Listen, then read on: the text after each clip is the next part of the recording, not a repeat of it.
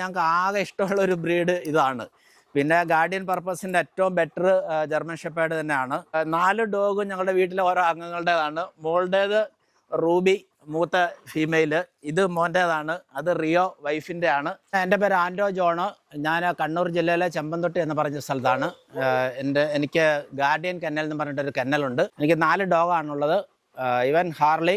ഇവൻ്റെ ശരിക്കും മോൻ്റെ പട്ടിയാണ് ഇവന്. മോനിപ്പം പുറത്ത് US വർക്ക് ചെയ്യുന്നത്. ഇത് മെയിൽ വന്നിട്ട് ഇന്ത്യൻ ചാമ്പ്യൻ ജിഞ്ചറിൻ്റെ ഗ്രാൻഡ് സൺ ആണ്.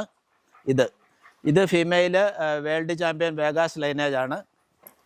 ഇത് അവളുടെ ഡോട്ടറാണ്, വേഗാസ് ലൈനേജ് തന്നെ. ജർമ്മൻ ഷെപ്പേർഡിനെ ഞാൻ വളർത്താനുണ്ട്. ഇപ്പം 5 വർഷമായി. എൻ്റെ 2 ഡോഗ് 5 വർഷമായതാണ്. ഇവന് 2 വയസ്സായിട്ടുള്ളൂ.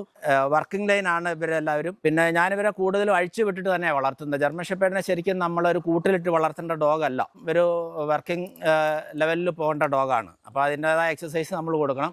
എനിക്കിവിടെ സ്ഥലങ്ങൾ ഒരേക്കർ സ്ഥലമുണ്ട്. അതിനകത്ത് ഫുള്ള് കോമ്പൗണ്ട് വാളുള്ളതുകൊണ്ട് ഞാൻ കൂടുതലും സമയം എല്ലാവരെയും കൂടെ അഴിച്ചു വിട്ടിട്ട് ഒരു നല്ല എനർജറ്റിക് ആയിട്ട് പോകുന്ന ആൾക്കാരാണ്. ഞാൻ കൂട്ടിലിടുന്നത് ആരെങ്കിലും പുറത്തുനിന്ന് വരുമ്പോൾ മാത്രമേ അങ്ങനെ കൂട്ടിലിടാറുള്ളൂ. ബാക്കിയുള്ള സമയം മുഴുവൻ അഴിച്ചു വിട്ടിട്ട് ഞാനിങ്ങനെ പറമ്പിൽ കൂടെ നടക്കുന്ന സമയത്ത് എൻ്റെ കൂടെ നടന്നോളും. പറമ്പ് നനയ്ക്കുന്ന സമയത്തെല്ലാം കൂടെ. അങ്ങനെ ഒരു വർക്കിംഗ് ലൈൻ ഡോഗാണ്. അപ്പം നമുക്ക് ഈ ജർമ്മൻ ഷെപ്പേർഡ് ഒഴിച്ചിട്ട് വേറൊരു ബ്രീഡിനോട് അങ്ങനെ താല്പര്യമില്ല വളർത്താൻ വേണ്ടി. ഇതുവരെ വളർത്തിയിട്ടുമില്ല.